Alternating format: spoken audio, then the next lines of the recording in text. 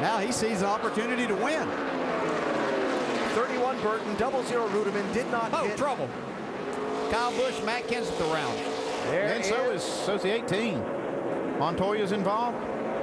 Bigger story, 17 car, Matt Kenseth. Second in the championship, up against the wall. With Big a lot damage. of damage. Looks like they can get it fixed and get him back out there, though, without losing too much. Nope, take that back. Looks like he's broken the track bar. Oh, boy. He'll be making a trip to the garage. Right front out of the lead. Corner there, he tries to come down and then pop it right front, going into 3. All right. You can see how that rear end's going back and forth. They're going to have to go back to the garage and replace that, or at least behind the wall. Well, track bars broke off the thing.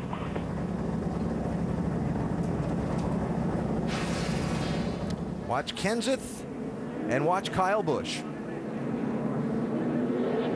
See, Matt's already locking it up, getting into the corner. He'd gotten in too hard. See the smoke.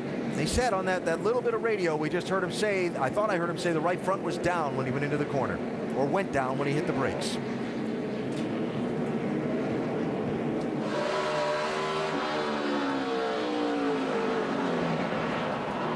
See a lot of shake right before that.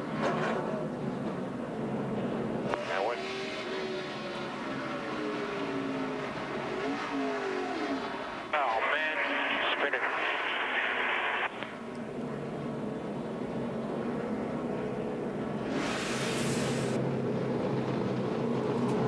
Well, Kyle Busch with some damage to be attended to by his team.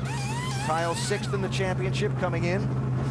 The more laps we click off, I think it kind of plays a little bit into Jimmy Johnson's Don't need favor. to lose a lap, guys. Jake, put those lugs on. We might have to go back out. Where it's the pace car, Eddie. At the line, gotta go. Tighten it up, tighten the lugs.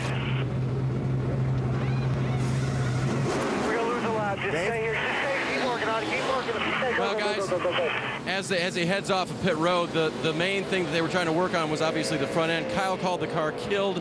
Dave Rogers said that, and they did not get all those lug nuts tight, Alan. Yep. Problems worsened. Looks like they got none of them tight. That is the left front from the 18 car.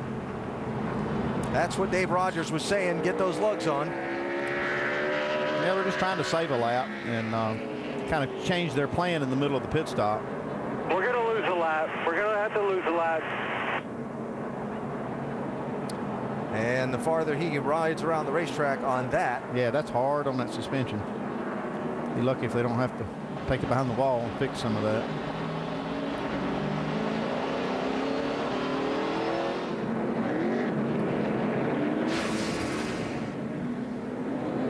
See, in putting lug nuts on the left side, you have a guy picking them up off the ground, and there's some confusion. The guy on the left front didn't know whether to take them off or put them on, and didn't get any of them tight. If he just got one lug nut tight, it would have been enough to come back around. And there she goes. Really, the one would have held that wheel? Yeah, oh yeah, one would have held it, at least for a lap.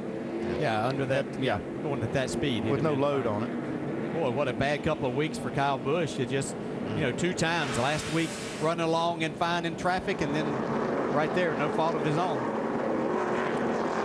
And so while Kyle comes back around to have that car reattended to, Matt Kenseth has taken his car to the garage area. There's the 17. Doc? Well, you saw the track bar was broken. The left rear caliper is broken. They're going to cap off the brake line there. They're going to get the porta power to the left front to be able to cut some of the suspension away, try to get some wheel clearance. They realize that a possible championship is easing away here. They're talking about what else they got to do in the front of the car, and obviously a lot of time back here in the garage area trying to repair this battered Ford for Matt Kenseth. So Matt Kenseth, who's run up in the top 5 for most of this race, now shows back in 25th place and dropping. And that, a critical moment in this championship. You see now why they call this track one of the wild card tracks. It's just anything can happen. And we still have 32 laps to go, so there's time for a lot more to happen. And back to the incident with Brian Vickers, right? You stop and think, okay, well, did some contact that happened there cause something like that? Well, they had another pit stop, right? Fresh tires on the car. So I'm wondering if something happened after that restart, some contact in traffic or something that might have gotten a fender in on that right front tire or something and caused that crash. Yeah, could have very well done that, but you know, running into the back of the 83 could have certainly pushed that back enough that would have created that. Well, here's one other possibility is his brake pedal could. This is, you know, we're late in the race, 460 laps in.